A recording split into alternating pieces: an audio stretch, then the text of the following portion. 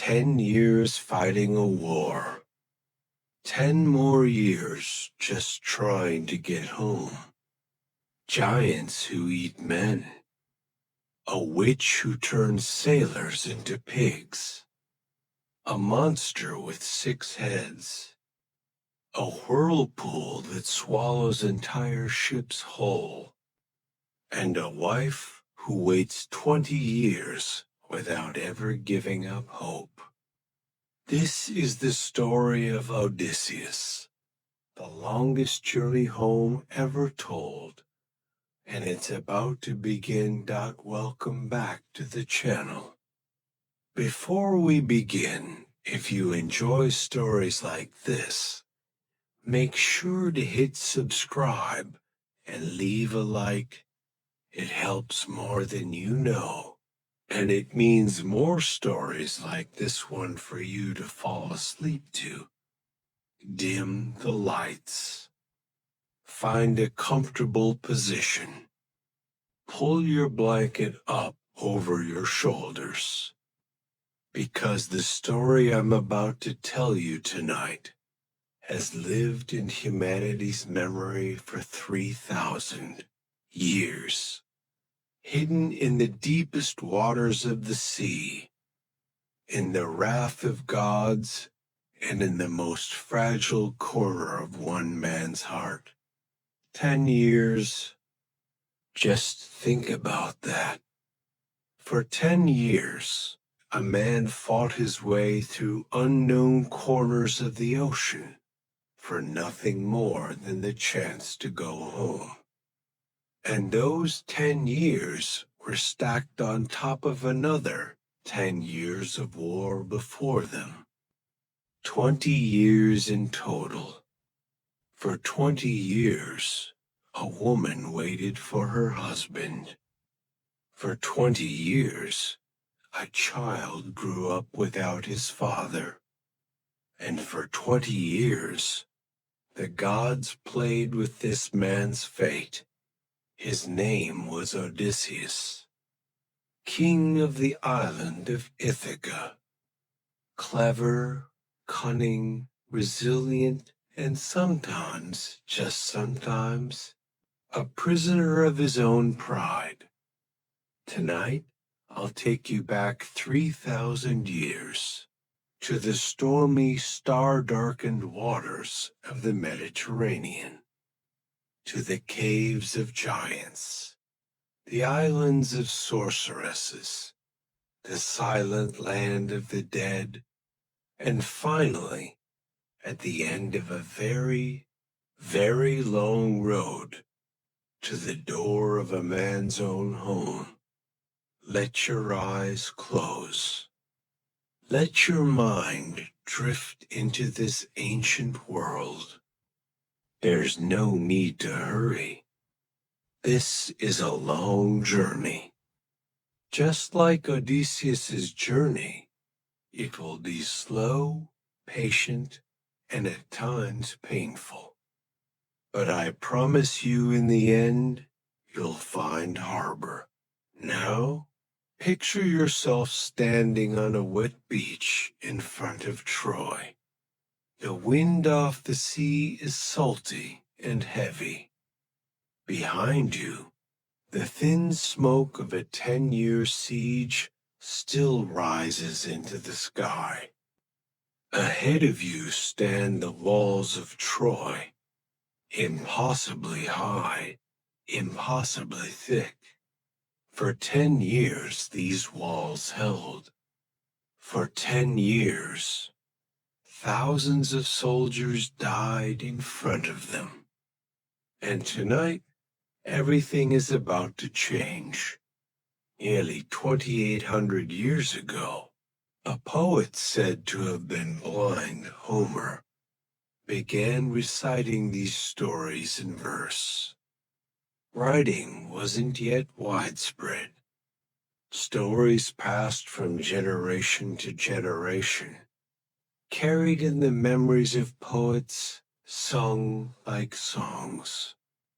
Homer left behind 2 great epics, the Iliad, which tells of the final weeks of the Trojan War, and the Odyssey, which tells of Odysseus's journey home after that war. These epics weren't just entertainment.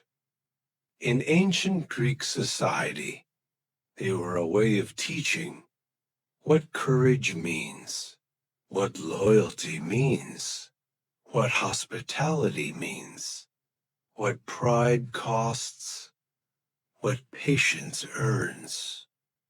Children grew up hearing these stories, and adults retold them to remind themselves of their own values.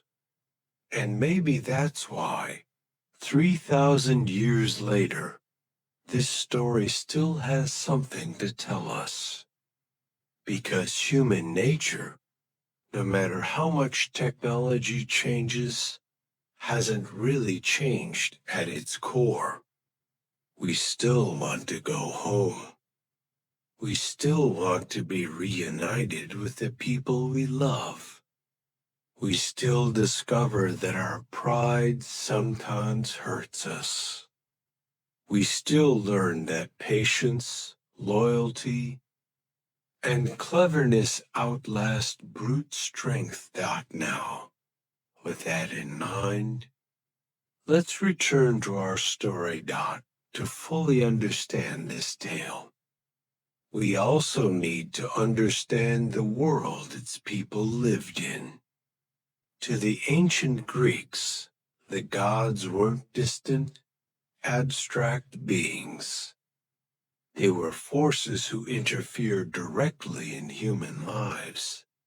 Jealous, angry, loving, favoring one person over another. Zeus stood above all the gods, ruler of the sky and of order, though even he sometimes had to balance the demands of the others. Poseidon, god of the sea, was quick to anger and slow to forgive. The blinding of his sun would never be forgotten, and that fury would shape Odysseus's journey for 10 long years.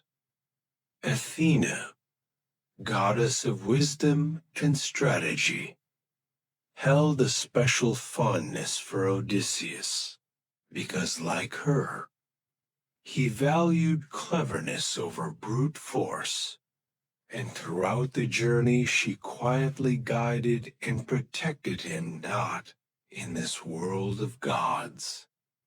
A person's fate often depended on the delicate balance among these divine hours. No matter how strong or clever a man was, if he drew the wrath of a god, his fate could turn brutal. That is exactly what Odysseus's story is. One man's struggle to survive through his own wit and will, caught in the fine balance between the gods. For 10 years, the Greek armies threw themselves against the walls of Troy.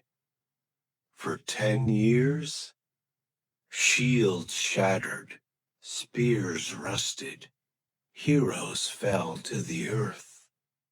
Even the great Achilles drew his last breath before those walls.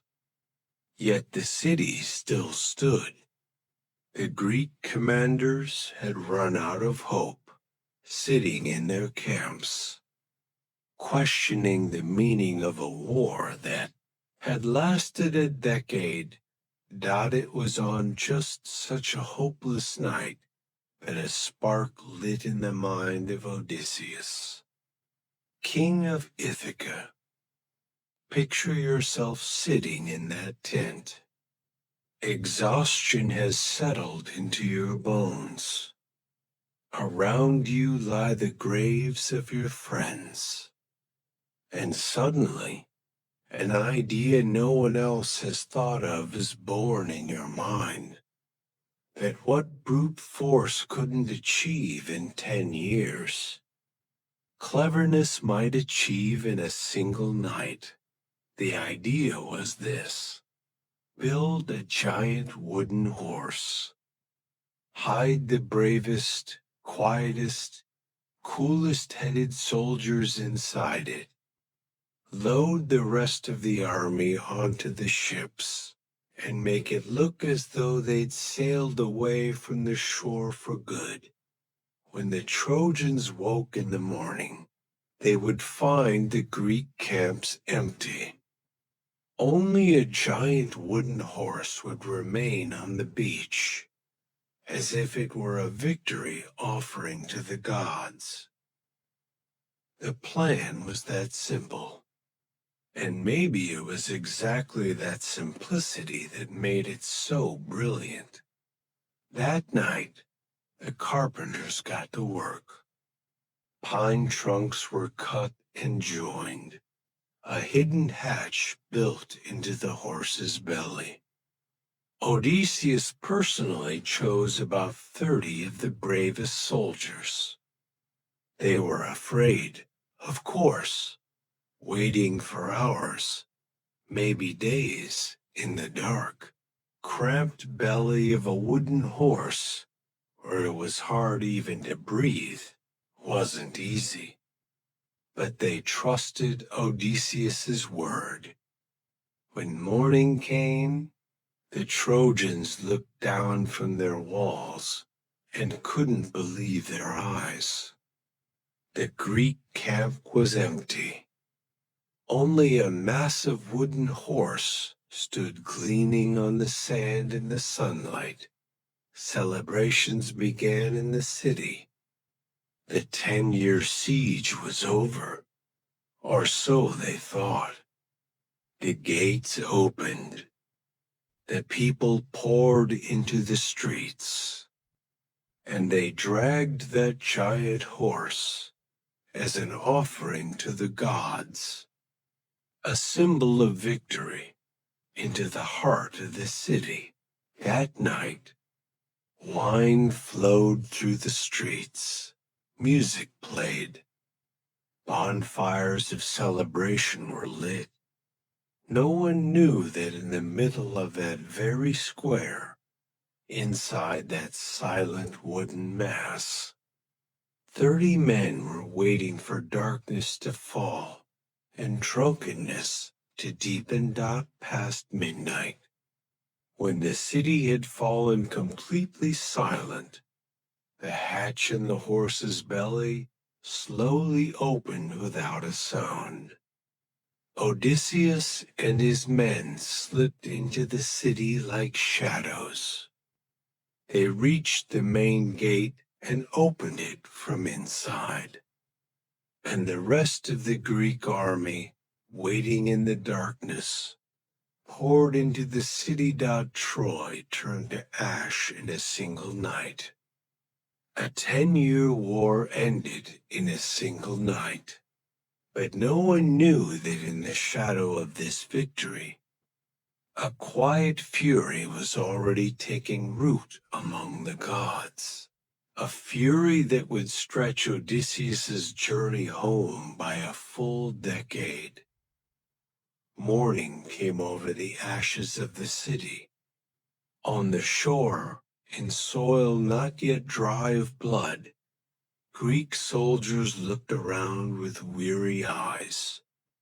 The moment they had dreamed of for 10 years had finally arrived: victory. But victory wasn't as sweet as they'd imagined. After 10 years of war, a man could forget what he was even fighting for. All that remained was the desire to go home. A coastline, a harbor, a doorstep. The sound of the sea felt different that morning, like a promise, like the first breath of a long journey. But the sea doesn't always keep its promises. Sometimes the first step of a journey is only the beginning of a road far longer than anyone could imagine. When the celebrations ended, Odysseus and his men boarded their ships. Pride of victory on their faces, but only one thought in their hearts: going home. To their wives, their children, their fields, their simple but peaceful lives. The sea was calm that day. The wind blew from the right direction. Everything seemed almost too normal, as though even the gods had taken pity on them. But that calm was only the stillness before a great storm broke. Their first stop was the land of the Cicones. Following the harsh custom of wartime, Odysseus and his men raided a coastal town. But then they made a mistake, perhaps from exhaustion, perhaps from the drunkenness of victory. Instead of loading their loot onto the ships and sailing away, they lingered on the shore to celebrate. The wine barrels were opened. The soldiers drank their fill. As the night wore on, most of them dissolved into drunkenness, too far gone to notice the danger closing in around them not. It was exactly then that the Cicones and neighboring allies got word and returned in the dead of night with a great army. Odysseus's men were caught unprepared. A fierce battle broke out. 6 men from every ship lost their lives that night. The first loss of the long journey, but certainly not the last. Fleeing the Cicones, they were caught in a massive storm in the middle of the sea. For 9 days the storm dragged them, blowing them completely off course. 9 days. Think about that for a moment. What would it be like to drift at sea for 9 days with no control at all? Nothing around you but roaring waves, a darkening sky above, and a growing despair inside. Not knowing which direction you're heading, just trying to survive. That is exactly what Odysseus and his men endured. And this storm swept them toward a shore they never expected, one hiding a strange kind of sweetness, the land of the Lotus Eaters. When they reached the island of the Lotus Eaters, everything seemed strangely peaceful. The local people welcomed them with hospitality, smiled, offered them food. But hidden behind that hospitality was a quiet and dangerous trap. The locals offered their visitors a sweet food made from the lotus flower. Anyone who tasted it slowly began to forget everything: their past, their family, their homeland, their longing to go home. They wanted only to stay on that island forever, lost in that sweet forgetting. Odysseus sent a few of his men ashore to scout, but they never came back. Worried when his men didn't return, Odysseus went to look for them, and he found them, their eyes empty, a strange, peaceful smile on their faces, as though nothing in the world could touch them anymore. Odysseus dragged them by force back to the ship. He chained them to the oars. because he knew that if they were set free, they would run straight back to that sweet flower dot. Think for a moment. What does it feel like to tear someone you love away from a happiness they chose for themselves?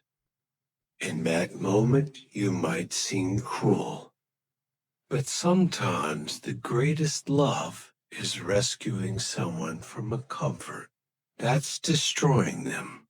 The story of the Lotus Eaters whispers one of humanity's oldest fears, the fear of being forgotten, of dissolving into purposelessness. Those who stayed on that island didn't die, but in a sense, they lost themselves.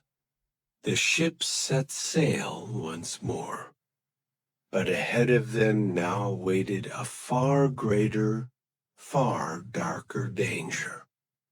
Their course led to an island inhabited by one-eyed giants. As the ships moved forward, oars dipping in and out of the water, the wooden vessels rocked gently on the waves. When night fell, the stars were the ancient sailors' only compass. As Odysseus sat on deck, perhaps even then he was thinking of the men he'd left behind, the companions swallowed by that sweet forgetting. Sometimes what wounds a man most isn't a battle he lost, but a friend he couldn't save. The sea was quiet that night, but its silence was deceiving, because on the island ahead, waiting in the dark, was something far larger than any human form. When they reached the island of the Cyclops, the air was strangely still. They stood before a dark cave. From inside came the smell of sheep and goats. But there was something else too. Enormous footprints, many times the size of a man's. Odysseus and 12 of his men, giving into curiosity, went into that cave. They didn't know it yet, but they were signing their own death warrants, because this cave was the home of a giant named Polyphemus, and Polyphemus was the son of the sea god, Poseidon himself. When they entered, the giant wasn't home. He was out grazing his sheep. The men, seeing the fresh cheese and jugs of milk in the cave, wanted to grab what they could and flee immediately. But Odysseus's curiosity and his faith in the tradition of hospitality won out. He wanted to see the giant, to receive a gift from him. This decision would turn out to be one of the greatest mistakes of his life. When evening came, the giant returned. He sealed the cave's entrance with an enormous boulder. When he caught a foreign scent inside, his single eye flashed with rage. Polyphemus wasn't even surprised to find Odysseus and his men there. He simply looked at them with a hungry grin. Without warning, he grabbed 2 of the men, smashed them against the ground, and began eating them raw. Think for a moment. What a horror it would be to watch your friends destroyed like that before your eyes. That night, Odysseus and his remaining men huddled in a corner, trembling, unable to do anything but wait out in the morning. The giant ate 2 more men, went out to tend his sheep, and sealed the entrance again with a massive boulder. But Odysseus's mind never stopped working. That day, in the time he had left in the cave, he found a great olive wood stake. He sharpened its tip and hardened it in the fire. When the giant returned that evening, Odysseus offered him a strong wine. The giant had never tasted anything like it and drank greedily, again and again, until he fell into a deep, drunken sleep. Was in that drunken moment of false friendship that the giant asked Odysseus his name. Odysseus's answer was one of the cleverest in all of history. My name is nobody. That night, while the giant slept deeply, Odysseus and his remaining men heated the sharpened stake in the fire and drove it into his single eye. The giants agonized. Screams shook the whole island. The other Cyclopes, hearing their neighbors cry, ran to the cave. What's wrong? Who's hurting you? Polyphemus's answer was both comic and tragic. Nobody is hurting me. Hearing this, the other giants said, if nobody is hurting you, then don't disturb us, and went back to their own caves. Odysseus's cleverness hadn't just blinded the giant, it had also stopped any help from coming. But now there was a serious problem.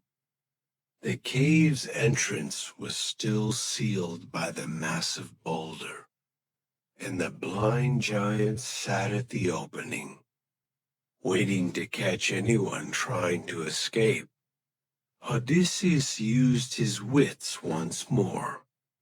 He had his men tie themselves beneath the bellies of the giant's sheep. That way, when the giant let his sheep out to graze in the morning and ran his hands over their backs, he wouldn't feel the men hidden underneath. Odysseus himself clung beneath the belly of the largest ram in the morning. The plan worked. They all made it out of the cave alive, but Odysseus's pride was his greatest weakness. As the ship pulled away from shore, he couldn't resist shouting an insult back at the giant, and worse, calling out his own true name. I am Odysseus of Ithaca.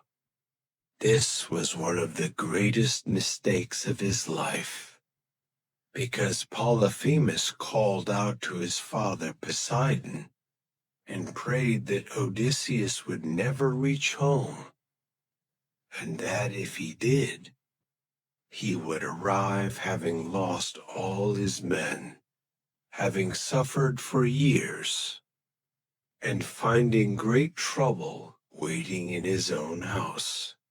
Poseidon heard that prayer, and from that moment on, he never let Odysseus out of his sight. If Odysseus had simply sailed away in silence, perhaps this journey wouldn't have been so long or so painful. But pride is humanity's oldest weakness, and even the greatest heroes sometimes fall to a dot as the ship pulled away from the island of the Cyclopes. The dark cave they'd left behind slowly shrank on the horizon and disappeared. Odysseus's men sat quietly on deck, carrying both the relief of having survived and the grief of the friends they'd lost. Moonlight shimmered on the sea, calm and indifferent, as though it had never witnessed the horror that had just unfolded. Sometimes, in moments like these, a person realizes that nature is indifferent to his pain. The sea always flows with the same silence, after the storm as after the calm. But that indifference is, in its way, a comfort, because it shows that even the greatest storms eventually pass. Odysseus sat alone in the farthest corner of the ship, staring at the sea. There was pride in him, the pride of that famous shout, but also a faint unease, as though he sensed, somewhere deep down, that he couldn't take it back. Sometimes a person, even in the act of making a mistake, knows deep down that it is won. But pride silences that voice, and that is exactly what makes pride so dangerous. It drowns out the voice inside. Use that tells us what's right.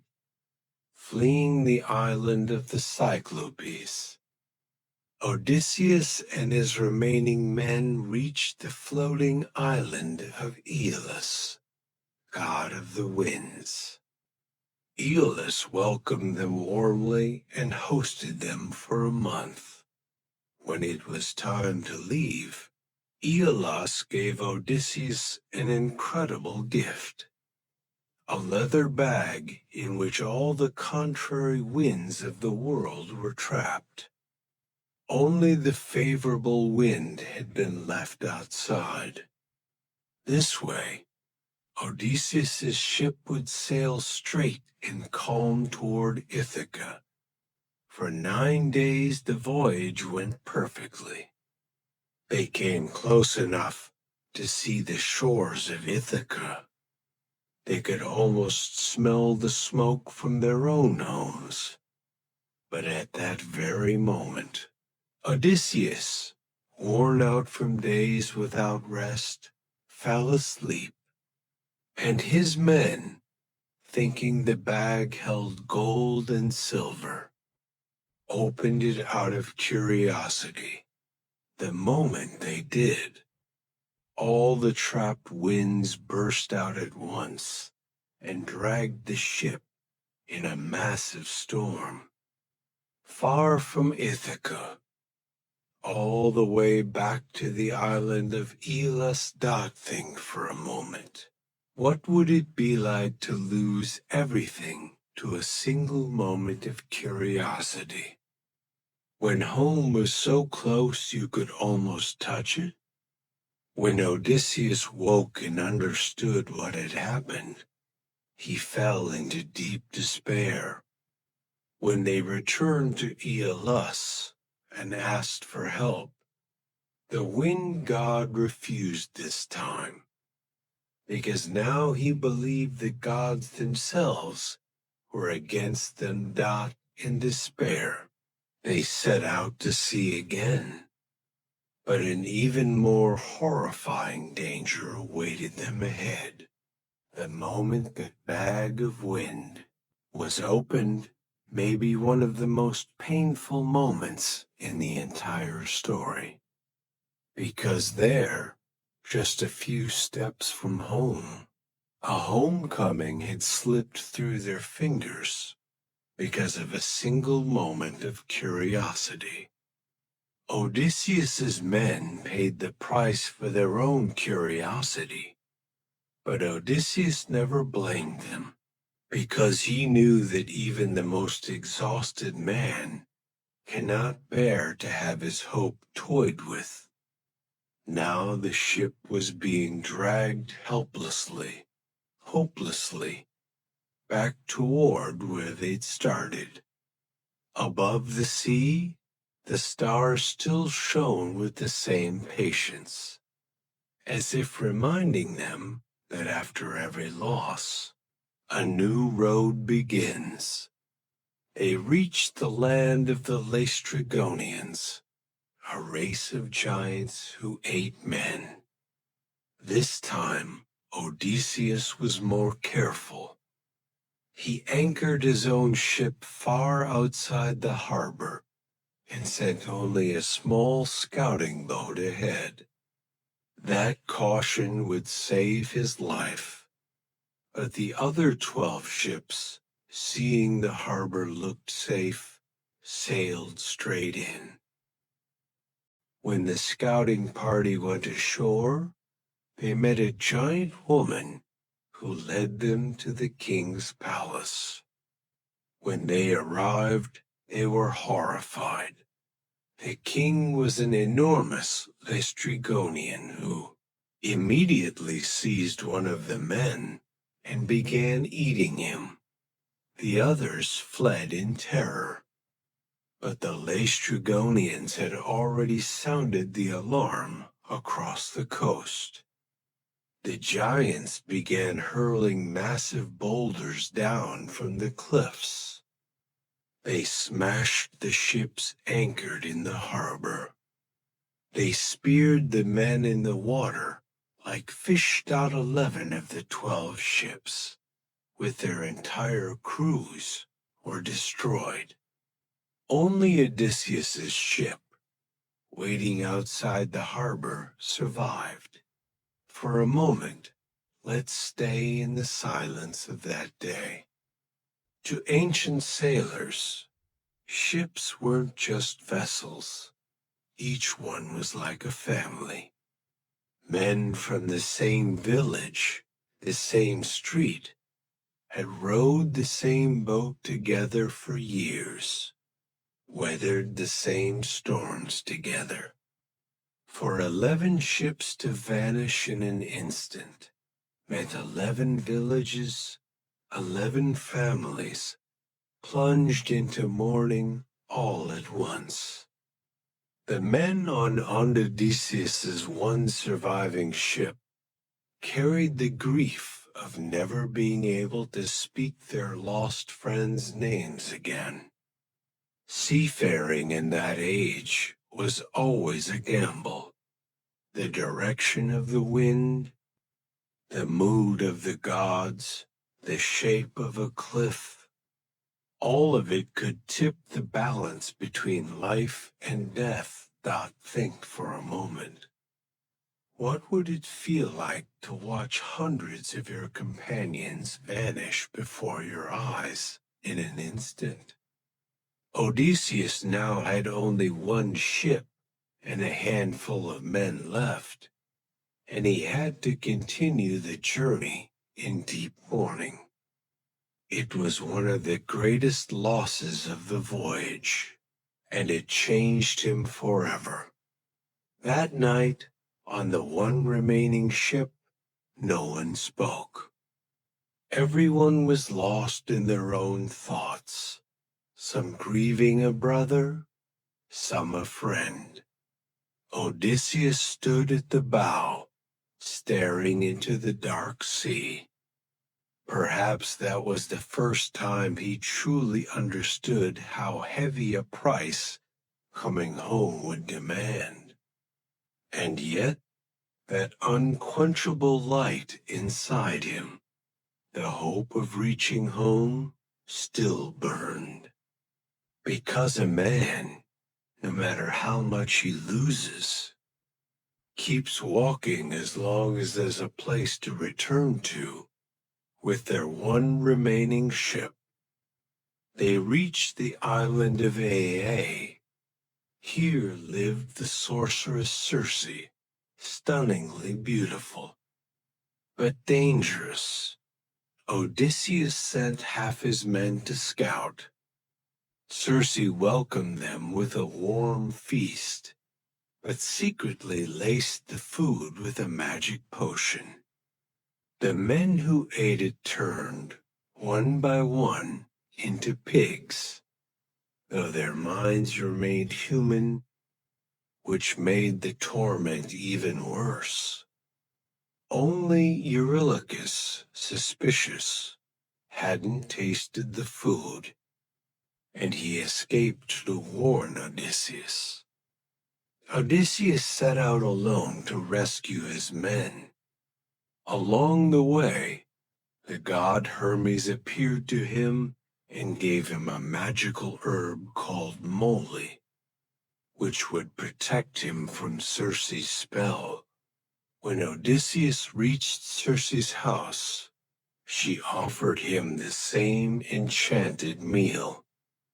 But thanks to the herb, the magic had no effect. Circe was stunned. No one had ever resisted her spell before. Odysseus drew his sword and threatened her. It was in that moment that the goddess realized this was no ordinary man. Circe surrendered and turned the men back into humans. But even more surprising, she fell in love with Odysseus and hosted him on her island for a full year in luxury and comfort. For a year, Odysseus and his men tried to forget the pain of war and loss. But eventually, his men reminded him it was time to go home. When Odysseus heard this, his longing for home reignited. Before they left, Circe gave Odysseus a startling task.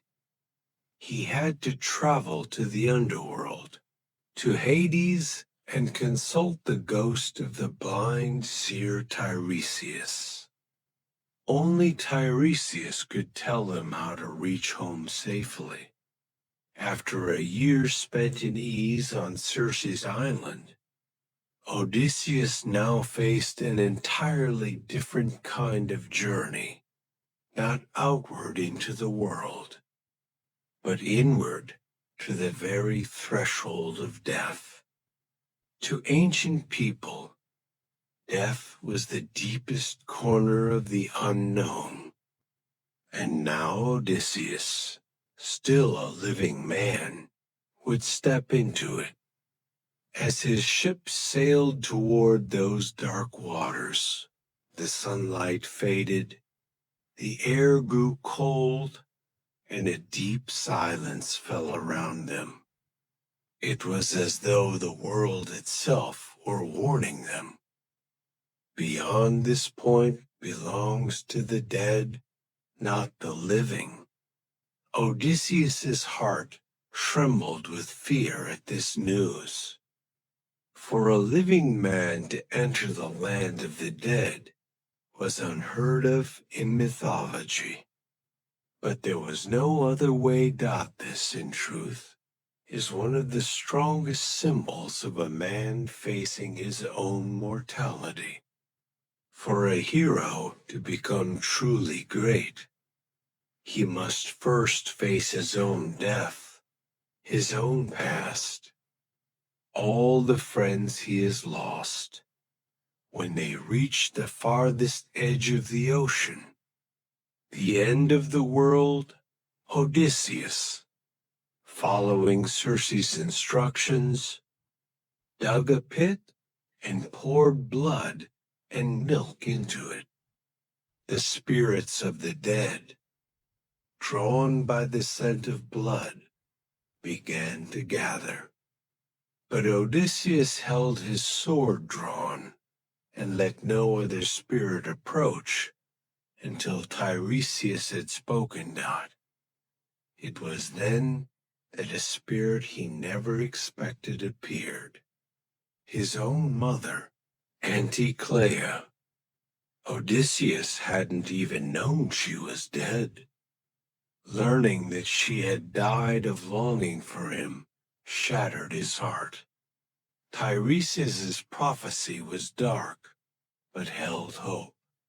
He said Odysseus would make it home, but would suffer greatly might lose all his men, and most importantly, that they must never touch the sacred cattle of the sun god Helios. If they harmed those cattle, disaster would be an inevitable dot in the land of the dead. Odysseus also met the spirits of his old comrades in arms. He spoke with the great hero Achilles, who told him something striking. He would rather be the lowest slave of the poorest farmer on earth than a king among the dead. He also encountered the spirit of Agamemnon. The great king had returned home only to be betrayed and killed by his own wife. This story planted a seed of fear in Odysseus. What if his own wife, Penelope, had betrayed him too? After leaving the land of the dead, Odysseus and his men stopped once more at Circe's island. The sorceress told them of the dangers that lay ahead, dangers so terrible that even hearing about them raised the hair on the back of one's neck. The first danger was the Sirens. These creatures lured sailors to themselves with their beautiful voices. But anyone who fell under the spell of that voice would crash their ship on the rocks and die. Their island was littered with bones and rotting bodies. Circe offered a solution. Plug the men's ears with beeswax. But if Odysseus himself wanted to hear the song, he had to be tied tightly to the mast dot as they neared the island of the Sirens. Odysseus gave in to his curiosity and wanted to hear the song. But he also followed Circe's advice. He plugged his men's ears with wax. He had himself bound tightly to the ship's mast and ordered his men not to release him. No matter what he did, when the Sirens' voices began, the song was so beautiful, so bewitching, that Odysseus went half mad. He begged to be freed, screamed, wept. But his men, their ears plugged, heard nothing at all, and bound him even tighter. The ship passed safely. The song of the Sirens tells us something very deep.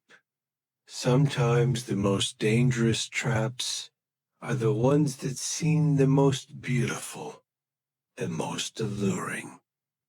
And sometimes the only way to protect ourselves is to trust others and bind ourselves in advance against our own weaknesses. When the sound faded and the island fell behind them, Odysseus's men untied him from the mast. His wrists were raw, his voice hoarse. The marks of the moment when he had begged and screamed were still on him. But there was a strange peace in his eyes. Because he had become, perhaps for the first time in human history, someone who had heard a song's true power and survived it. Sitting on deck, watching the island fade into the distance, he may have thought, some beauty is only meant to be admired from afar. Some voices we can only resist by covering our ears. And sometimes the wisest choice isn't to trust ourselves, but to trust the people who love us. Escaping the Sirens was only the beginning of the next disaster. because now Odysseus and his men faced one of the most terrifying choices in the history of seafaring: Scylla and Charybdis. On either side of a narrow strait, these two monsters brought death to every ship that passed.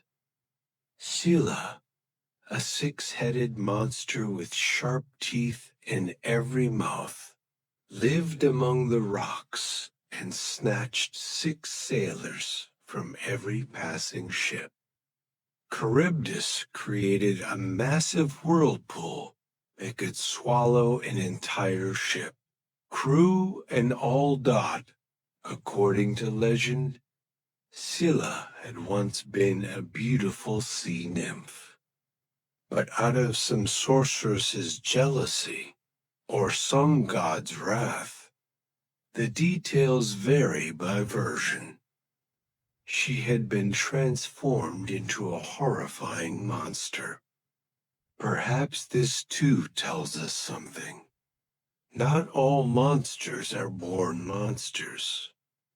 Some become that way because of an injustice done to them, or a curse laid upon them. Charybdis, too, was once a water nymph, turned into an endless whirlpool by Zeus's fury.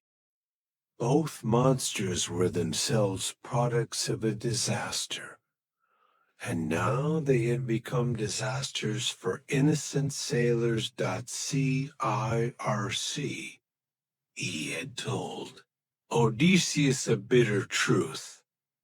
To avoid Charybdis, he had to sail closer to Scylla, and that meant losing 6 of his men.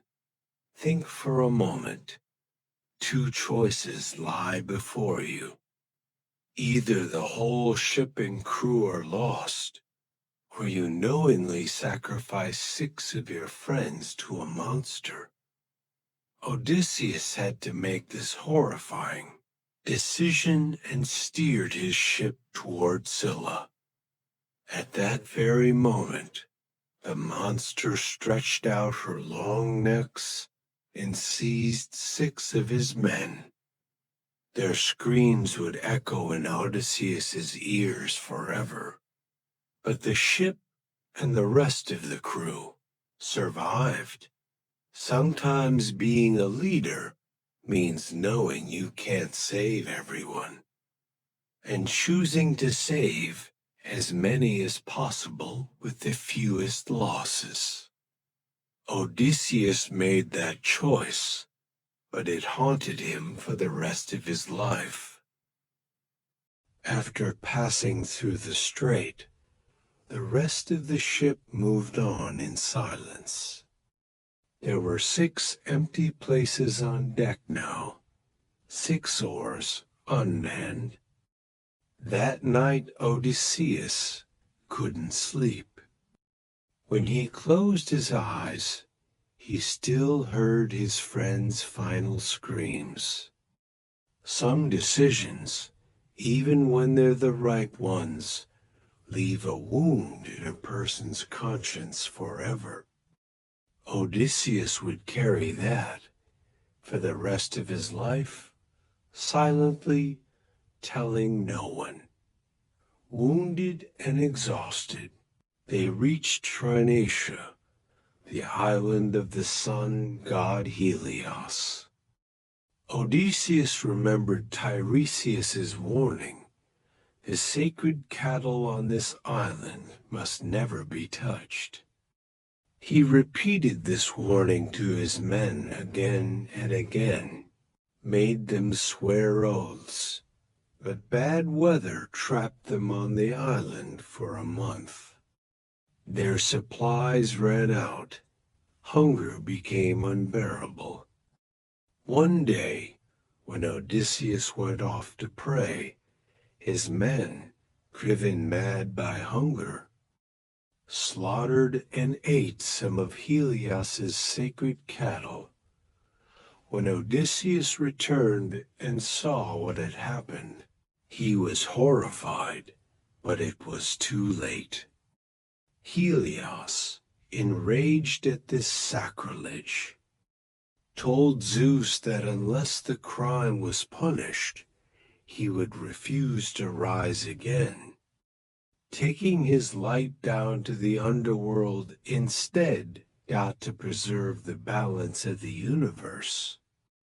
Zeus was forced to grant this request. When they set sail, the calm sky suddenly darkened.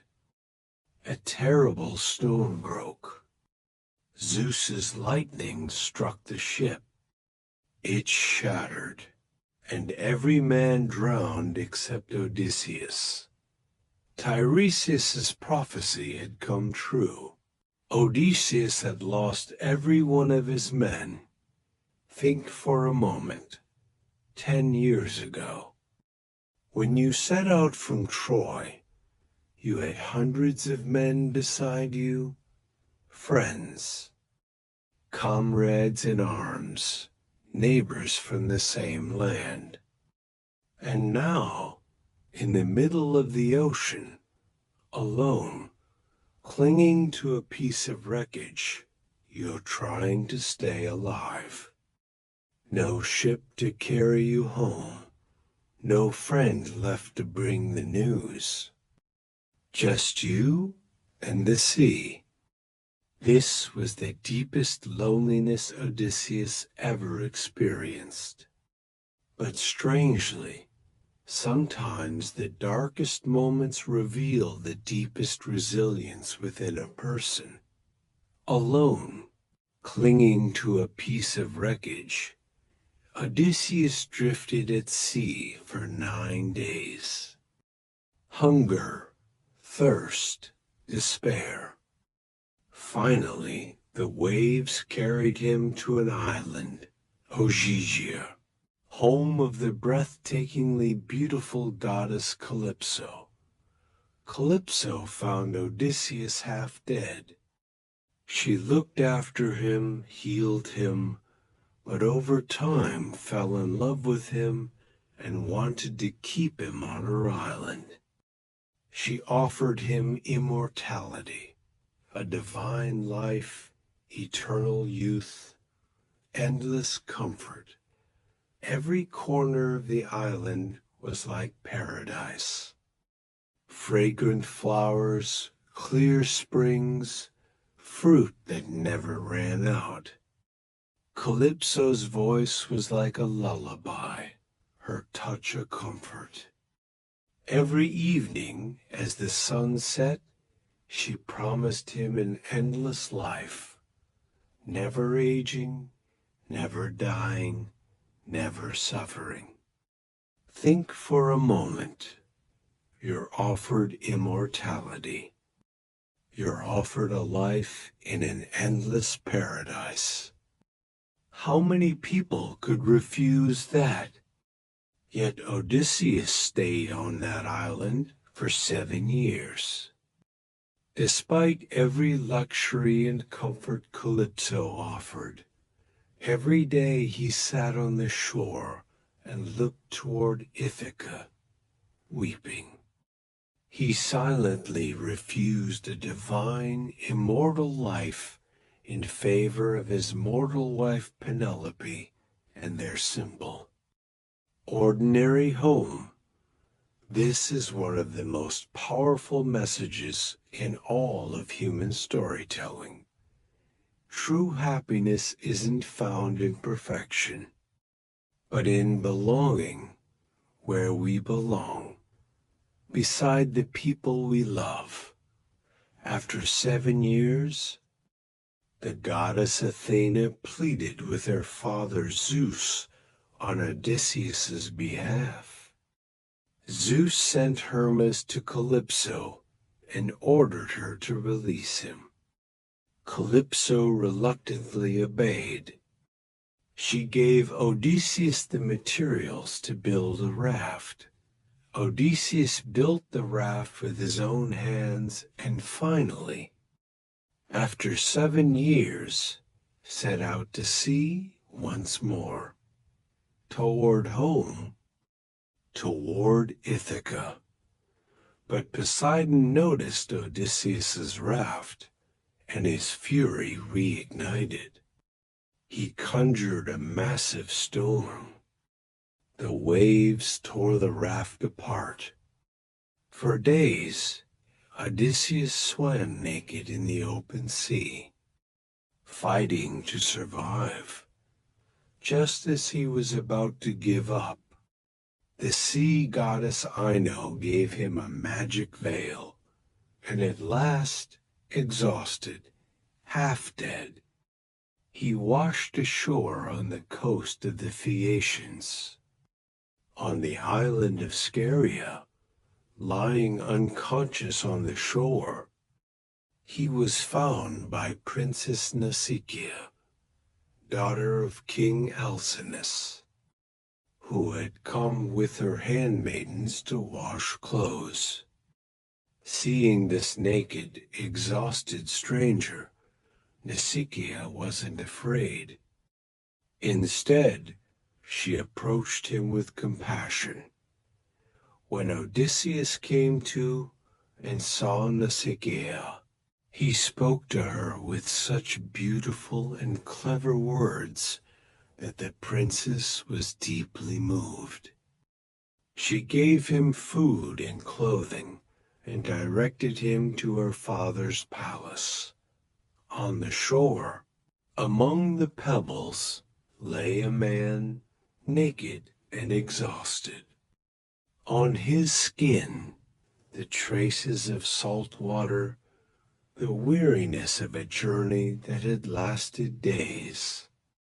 And at that very moment, from a distance came women's voices, laughter, the light, innocent sounds of young girls washing clothes. Nausicaa's courage is, in truth, one of the most overlooked acts of heroism in the whole story.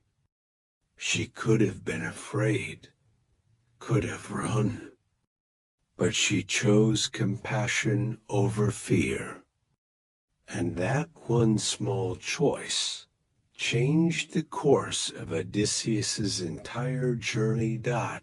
At Alcinous's palace, Odysseus was received with great hospitality.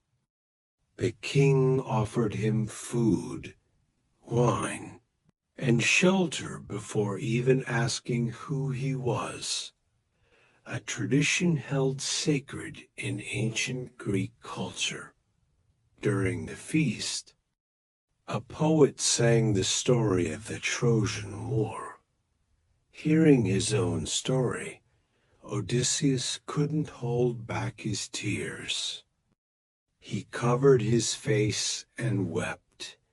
The king noticed and gently asked who he was, why he was so moved.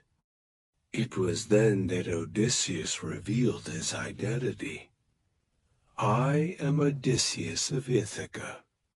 And then, in the great hall of the palace, he told all the guests the entire story of his 10-year journey. He spoke of the fall of Troy, of the Cyclops, of Circe, of the land of the dead, of the Sirens, of Scylla and Charybdis, of the loss of his men, of the 7 years spent on Calypso's island. The whole hall listened, holding its breath, to this incredible tale. King Alcinous was deeply moved by the story and promised Odysseus a ship and crew for his journey home, freely, with no demand of anything in return. The Phaeacians were master sailors. Their ships moved with almost magical speed. Loaded with gifts, Odysseus finally set out on his last journey toward Ithaca, this time with real hope.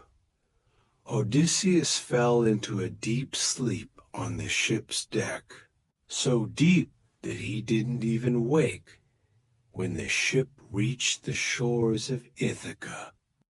The Phaeacians laid him on the beach while he slept, left his gifts beside him, and quietly departed. While telling Odysseus's journey, we usually focus on what happened at sea, in caves, on islands.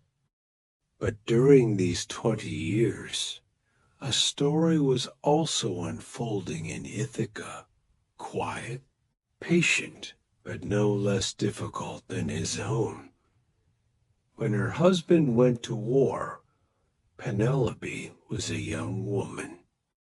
Year after year, she waited, first for Troy to fall, then, after the war ended, for her husband to return.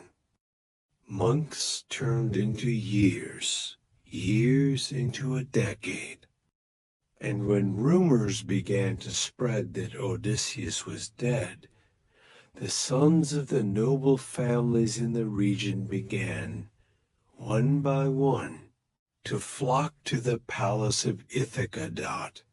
At first, there were only a few, then dozens. Eventually, more than 100 suitors had occupied the palace, feasting every day, slaughtering Odysseus's livestock, drinking his wine, treating his servants badly. Penelope had to live among these men every day, enduring their pressure, their mockery, their threats. In her own home. Think for a moment. Imagine dozens of unwanted people in your own house, pressuring you every day to make a decision. There's nowhere to escape to, because that place is your home. And your only support is a handful of loyal servants and a growing son. This solution Penelope found is one of history's cleverest acts of resistance. She said she was weaving a burial shroud for her father-in-law Laertes. In the tradition of the time, it wasn't proper for a woman to remarry before completing such a task. She wove by day, in front of everyone. At night, in her candlelit room, she quietly unraveled what she'd woven.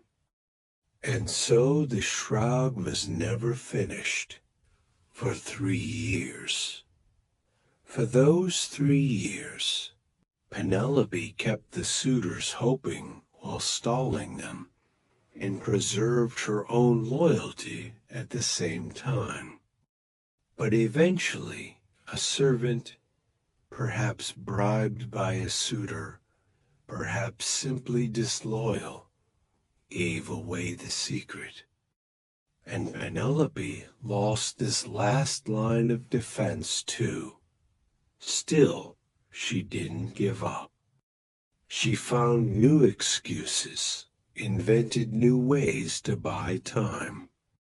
For 20 years, with no guarantee at all, she held on to a blind faith that her husband would return. And maybe that's why Penelope is the hero of a journey just as difficult as Odysseus's, only far quieter. She had no sword, no ship, she fought no monsters. But every day, she fought within herself not to lose hope, and that, perhaps, takes just as much courage as fighting sea monsters. When Odysseus woke, at first he couldn't tell where he was. 20 years later, he'd returned home, yet he didn't recognize his own homeland. 20 years. Think about that for a moment. After 20 years, the land you finally set foot on doesn't feel familiar. The shape of the shore has changed, the trees have grown. Everything is both familiar and foreign at once. Sometimes a person longs for a place for so long that when they finally return, they can't recognize it, because what they longed for was never just a place, but time itself and the self they were within that time. When Odysseus set foot on Ithaca's soil, he had, in a sense, left behind the young king of 20 years ago, too. The man returning now was someone very different. Not. It was then that the goddess Athena appeared to him and told him the truth. This really was Ithaca, but Athena gave Odysseus a crucial warning. Not everything was well at home. In his 20-year absence, more than 100 suitors had settled into his palace to win his wife Penelope's hand. They were consuming his wealth, threatening his son Telemachus. These suitors believed, or at least hoped, that Odysseus was dead, and were trying to force Penelope into marrying one of them. Hearing this news, anger and grief rose together inside Odysseus. At the end of a 20-year journey, he had found his home occupied. Athena proposed a clever plan. He had to hide his identity.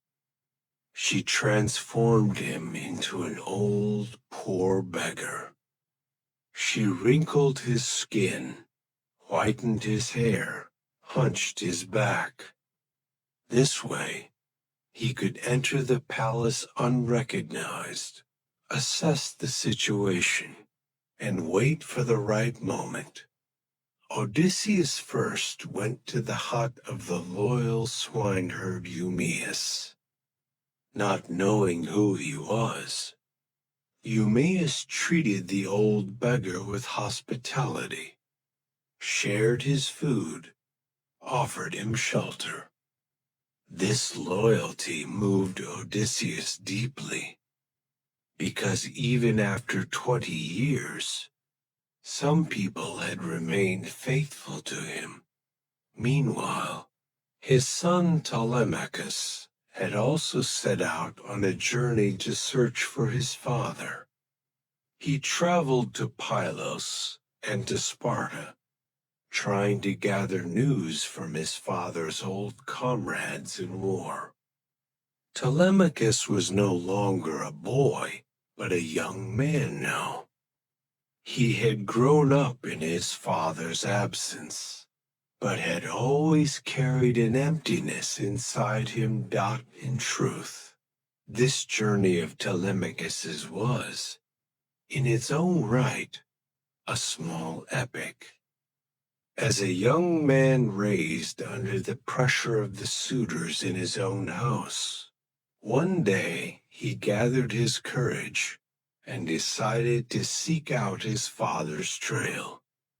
First, he visited the wise King Nestor in Pylos, one of the old, experienced commanders of the Trojan War.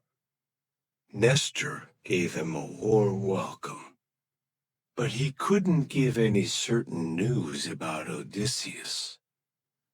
Then Telemachus went to Sparta, to the palace of King Menelaus and his wife, the beautiful Helen. Here, for the first time, he saw Helen, the very cause of the Trojan War, and Menelaus told him news he'd heard from a sea god in Egypt. that Odysseus was said to be held captive by a goddess on Calypso's island. This news gave Telemachus both hope and deep worry. His father was alive, but no one knew where he was, or when he would return. Worse, the suitors back in Ithaca, seeing Telemachus's absence as an opportunity, were even plotting an ambush against him.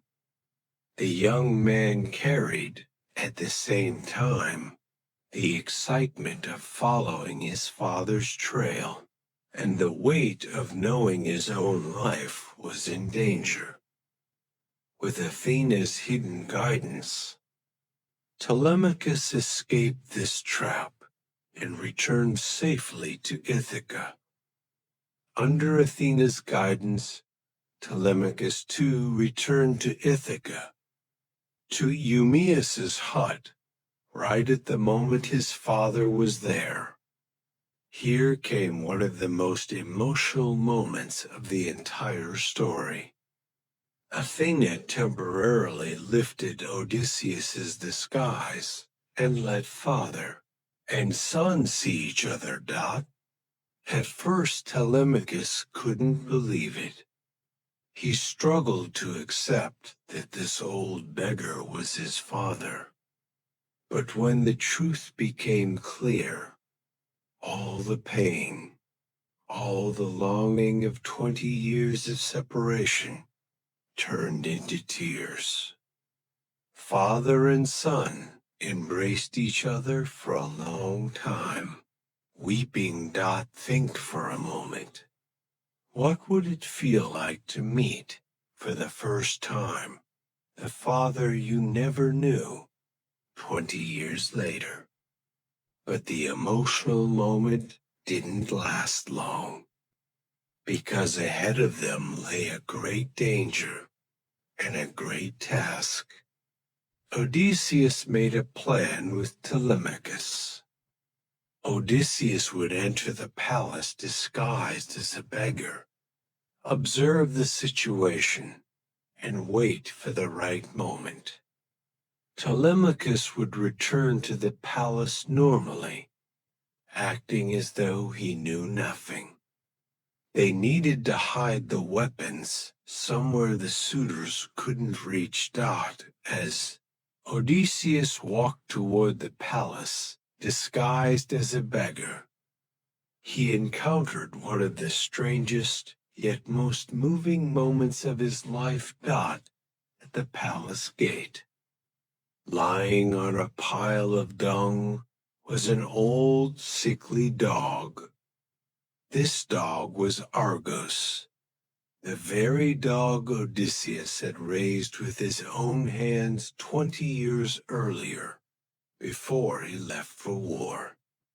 No one looked after him anymore. Abandoned, covered in lice and fleas, he was simply waiting to die. Argos recognized his disguised master by scent, by voice. He pricked up his ears, wagged his tail faintly. But he no longer had the strength to get up and approach. Odysseus, unable to risk revealing his identity, couldn't even go near Argos. He only let a single tear fall from his eyes and turned his head away. It was in that very moment that the loyal dog, who had waited 20 years for his master, closed his eyes in peace after seeing him one last time, and died. This scene is considered one of the most moving depictions of loyalty in all of world literature. A dog's loyalty reminds us of something people often forget. True devotion doesn't change with time or appearance. Think about it. 20 years. For the lifespan of a dog, it's nearly an entire lifetime. Argos must have carried his master's voice, his scent, the rhythm of his footsteps in his memory for years. Perhaps every day he watched the gate, pricked his ears at every stranger's step, and every time was disappointed. But that day, that last day, his nose didn't fail him. Perhaps this story reminds us that sometimes the most loyal waiting exists without any promise, without any guarantee, simply through love itself. Argos never saw his master's kingdom, his victory, his revenge. He only lived to see him once more, and that was enough for him. As Odysseus continued on his way, he carried a new weight inside him. As he approached the palace gate, the moment he dreamed of for years, walking through that door, was now filled with a far more complicated feeling, because he knew that what waited inside wasn't a celebration or a warm welcome. Inside waited hundreds of strangers who had taken over his home, and perhaps a wife who no longer recognized him. Once inside the palace, Odysseus, disguised as a beggar, wandered among the suitors, watching their arrogance, their extravagance, the way they acted like kings in his own home. The suitors insulted him, mocked him. One even threw a stool at him. But Odysseus waited patiently, because the time hadn't come yet. Meanwhile, his wife Penelope also wanted to speak with him. She thought she should ask this beggar for news of her husband. Since beggars traveled widely, this conversation between Penelope and Odysseus is one of the most tense scenes in the entire story. As Penelope described to the beggar before her what kind of man her husband was, she was, without knowing it, speaking to her own husband. Odysseus showed incredible restraint to keep his identity hidden. He suppressed his emotions, though he was breaking apart inside. Penelope told him that the next day she would hold a contest among the suitors. Whoever could string Odysseus's great bow and shoot an arrow through the sockets of 12 axes would win her hand. This was a task only Odysseus could perform. No one else would succeed. Penelope's 20 years of loyalty is one of the story's most powerful themes. Even as the suitors pressured her constantly, she found tricks each time to buy more time. The most famous was claiming she was weaving a burial shroud for her father-in-law Laertes. She wove by day, secretly unraveled it by night. So the shroud was never finished.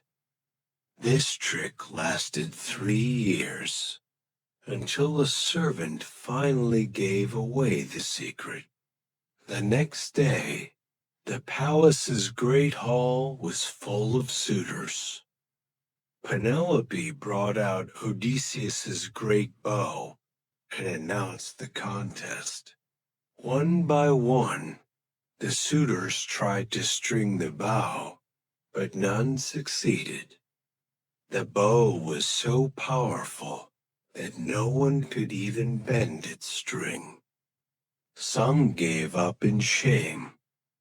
Others struggled until their hands bled. But in vain, Dot. It was then that the disguised beggar asked for permission to try the bow. Hearing this, the suitors laughed, mocked him.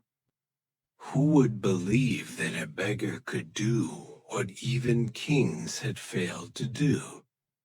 But Telemachus, knowing his father's plan, insisted that the bow be given to the beggar. Penelope, too, said, "Let him try. What do we have to lose?" And the bow was handed to Odysseus. When Odysseus took the bow in his hands, he examined it with a familiar mastery, as though reuniting with an old friend. As the suitors kept mocking him, Odysseus, in one effortless motion, strung the bow and shot the arrow flawlessly through the sockets of all 12 axes. A deep silence fell over the hall. The suitors stared at each other in shock. This was an impossible feat. It was in that very moment that Odysseus threw off his beggar's disguise and revealed his true identity. "I am Odysseus of Ithaca. I have come home." The hall was seized with terror. The suitors scrambled for the exits, but Telemachus had already hidden all the weapons beforehand. Odysseus turned his bow directly on the most arrogant of the suitors, Antinous, and shot him through the throat. The man collapsed before he could even set down his wine cup. Together with Telemachus and 2 loyal servants, Odysseus punished every last suitor in the hall, one by one. This wasn't merely revenge. It was the settling of a 20-year injustice, an occupation in the ancient Greek world. Justice was often carried out this harshly and directly, but that harshness also showed just how fragile social order could be. When the fighting ended, a strange silence fell over the hall. That great room, once full of laughter, music, and wine, now held only the sound of breathing. Odysseus, still holding the bow, looked around him. The home he had dreamed of for years now felt like a completely different place. He had won, but the victory didn't taste as sweet as he'd expected. Because a true homecoming isn't just about defeating enemies. The hard part was only just beginning now. Becoming a family again, rebuilding trust, filling the emptiness 20 years had left behind. The suitors hadn't just wanted to marry Penelope. They had also been seizing Odysseus's home, his wealth, his honor. Every day they feasted in the palace, consuming his cattle, his wine, his grain, mistreating his servants. That's why Odysseus's revenge was a symbol not just of personal anger, but of restoring a trampled order.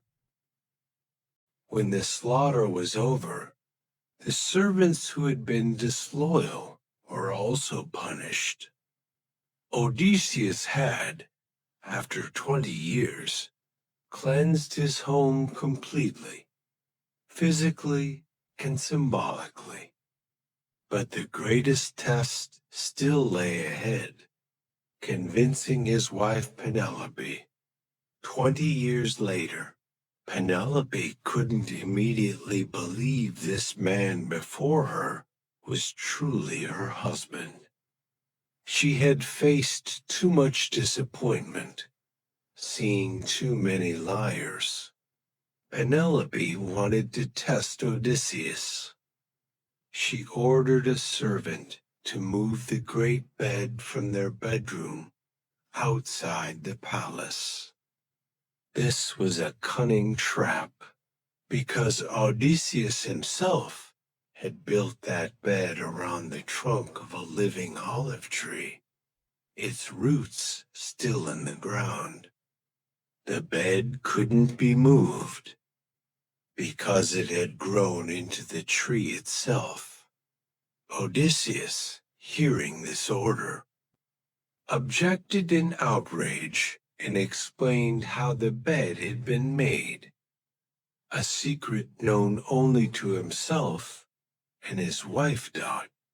It was then that Penelope's 20 years of doubt finally melted away, because only the real Odysseus could have known that secret.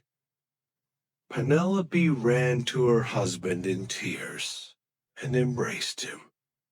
She poured out 20 years of longing, pain, and loyalty onto him all at once.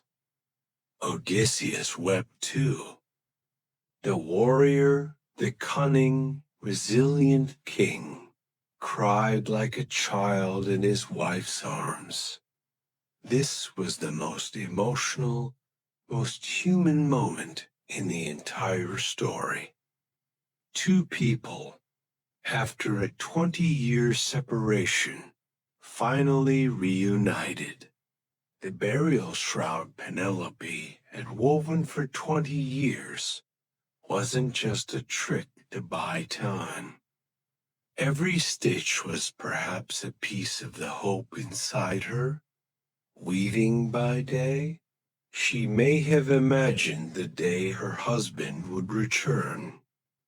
Unraveling by night, perhaps she was living the pain of accepting that day hadn't come yet. For 20 years this cycle repeated. Hope and acceptance. Hope and acceptance. And in the end, after all those years, hope one got think for a moment. What would it feel like to wait faithfully for 20 years, never giving up, and finally realize that person had truly returned? Perhaps that's why the reunion of Penelope and Odysseus is the quietest yet most powerful moment in the entire story. Heroism here is no longer a sword stroke or a clever trick. It is simply two people recognizing each other again after a long separation. The next day, Odysseus went to visit his elderly father, Laertes. Laertes was now living alone in the countryside, mourning his son. At first, he didn't recognize him. But when Odysseus reminded him of details he'd learned from his father in childhood, the number of trees in the orchard, the old man embraced. His son in tears. Father and son were reunited after all those years. But the story wasn't quite over yet. The families of the slain suitors rose up seeking revenge and came to attack Odysseus. A great battle was about to begin. Ithaca stood on the edge of civil war. It was then that the goddess Athena intervened and stopped both sides. She secured a lasting peace, After 20 years of war and journeying, real peace finally came to Ithaca. At evening, as night fell over Ithaca, the island slept in a silence it hadn't known in years. No cries of battle, no boisterous feasts of suitors, no uncertainty left by an absent king. Only the waves breaking on the shore, the wind moving through the olive trees, and a family sleeping under the same roof after a long separation. That night, Odysseus, perhaps for the first time in years, slept without expecting any danger, without accounting for any storm. The journey was over. Home at last. Was home? Was this story true, or only legend? For centuries, people believed Troy and Odysseus were pure invention. But in the 19th century, a German businessman named Heinrich Schliemann, using Homer's verses almost like a map, conducted excavations in what is now Turkey, near the Dardanelles. And indeed, he found the layered ruins of an ancient city, destroyed and rebuilt again and again. This discovery stunned the world, because perhaps, just as in Odysseus's story, there was a kernel of truth beneath the legend. Of course, Cyclops, Sirens, or a sorceress like Circe couldn't have been real. But perhaps a real king, a real war, and a real 10-year sea voyage had, over time, become legend and reached us today. Odysseus' story left deep marks, not just in ancient Greece, but throughout world literature. The word Odyssey is used today in English and many other languages to describe a long and difficult journey. Countless novels, poems, and films written centuries later drew inspiration from Odysseus' structure. A hero leaving home, passing through trials, and returning changed. This became the foundation of what's known in literature as the universal hero's journey. But perhaps the most striking truth is this: Odysseus' story wasn't just one king's adventure. It was also a reflection of ancient Greek society's values. Hospitality, the concept of xenia, appears again and again throughout this epic. Alcinous welcoming Odysseus without asking a single question, Eumaeus feeding an old beggar, all of it reflected a tradition held sacred in ancient Greek society. To mistreat a stranger was to defy the gods themselves, because any beggar, any traveler, might be a god in disguise. Now, let's slow down a little and think together about what this long journey has left us.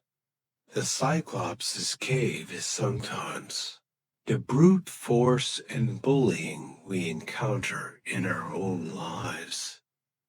And it shows us that cleverness is always stronger than brute strength.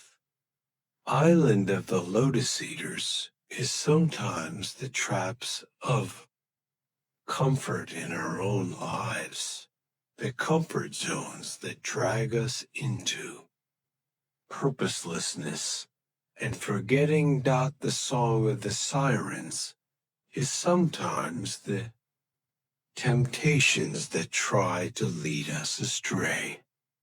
And it shows us that sometimes consciously limiting ourselves is the greatest freedom of all. Calypso's island perhaps carries the most powerful message of all. Even when immortality and perfection are offered, true happiness is being where we belong, beside the people we love. And Penelope's 20 years of loyalty show us the power of patience, hope, and faith. Telemachus's growth teaches us that we can grow up with the right values even in a father's absence. And Odysseus himself proves that cleverness, resilience, and never giving up can defeat even the greatest monsters. When Homer wrote this epic, he was, in truth, giving humanity a universal lesson. Life is not a straight line. Sometimes it's a winding road, full of storms and losses. But what matters isn't the road itself. It's who we become on that road, which values we hold on to, and in the end, to whom and where we return not. And so this long epic journey comes to an end. A 20-year story, a sea adventure spanning thousands of miles, an epic full of monsters, gods, and sorcerers docked together. We set out from the ashes of Troy. We lived through terror in the Cyclops' cave. We saw the power of magic on Circe's island. We faced death in the land of the dead. We resisted the song of the Sirens. We made an impossible choice between Scylla and Charybdis.